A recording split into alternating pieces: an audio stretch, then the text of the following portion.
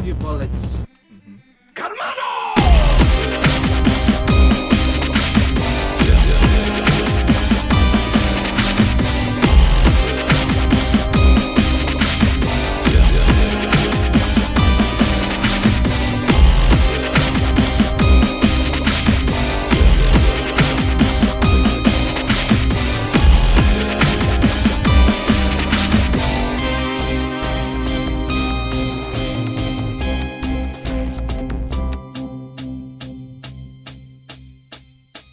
I love you.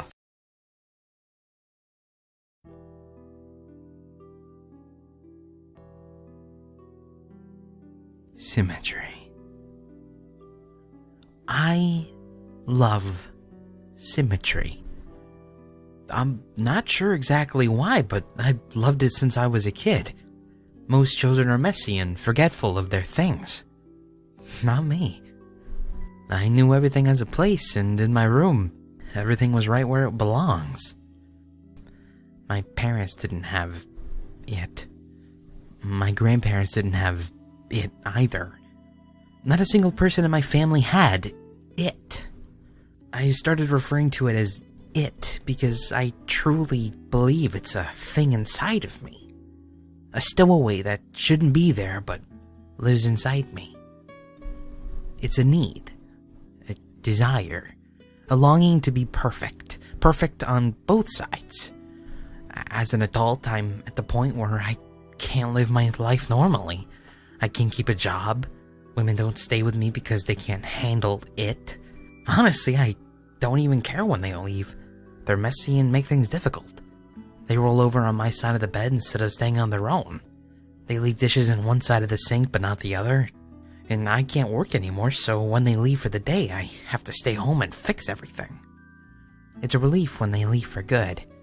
The feeling never lasts, though. Eventually, it comes back and finds something else that needs fixing. You may be asking, why would I seek out relationships to begin with if I can't stand them? It's hard for me to sleep in the middle of the bed all night without moving. Other than the relationship problem, my life is pretty much in order. I say pretty much, but there is one last issue that must be dealt with. You see, I have what's called heterochromia iridium, or 2 different colored irises. My right eye was cornflower blue, my left pale green. Both my parents have cornflower blue eyes, my siblings and cousins as well. My green eye is the broken one. It makes me unbalanced. Every time I look at myself in the mirror, it just stares back at me. It's all I think about now. Everything is in its right place, except my green little mistake. It didn't hurt at first. When I dug the spoon under my eye. It didn't even hurt when it popped out and was hanging by my cheek. Was it shock that was keeping the pain away, or was it? I snipped the optic nerve and blotted the warm fluids that was streaming down my face. My vision being cut in half was a strange sensation. What was left of the dangling flesh, I placed back in the now empty hole. I bandaged the wound, rinsed the spoon, and went to sleep. I woke up happy. I slept better than I had in years. It was finally done. I was fixed. I got out of bed and I stumbled to the bathroom. My body ached and my head was on fire. I flicked the switch in the bathroom and the light was blinding. I slowly removed the bandage that was soaked with blood and was sticking to my face like tape. When I looked up at the mirror, my stomach turned. Only then had I realized what I'd done to myself, and I couldn't believe it. There was a hole in the left side of my face, but not the right. I was unbalanced again. It was much harder digging out the second eye. My hands were shaky, and when I dug the spoon in, I missed several times, puncturing my pupil 3 times before I finally got it in to the right place. Once the eye popped out, I reached for my scissors to finish the job. The blood from the previous night had dried on the blades, so the scissors didn't cut very well.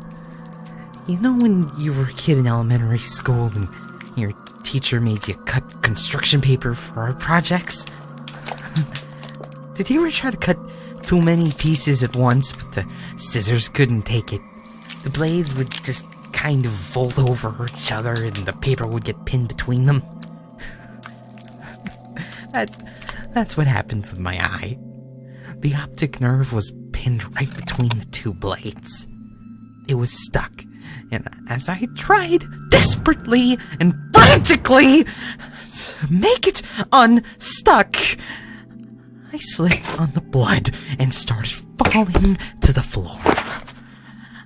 Reflexes kicked in, and I let go of my eye to try to break my fall with my hand. The weight of the stuck scissors of my hanging eye was unbearable. I knew I couldn't stand it long enough to make it to the kitchen to get the knife.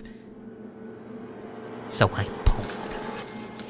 I pulled it straight out of my head. I felt the flesh tear from the inside of my skull. I felt it rip and spew liquids everywhere. I knew I was crying, but there was no telling the tears from the blood from the ocular fluid. When I heard the wet slap of flesh against the tile floor, I knew I was done. I knew it was done. I could live my life without having to see people's awful, messy, uneven lives. The relief washed over me, and I knew it would last this time. I had never felt this way before. Never had this much hope. As I laid in my bathroom, on that cold, wet, sticky tile, I smiled for the first time in years. Dictated, but not read.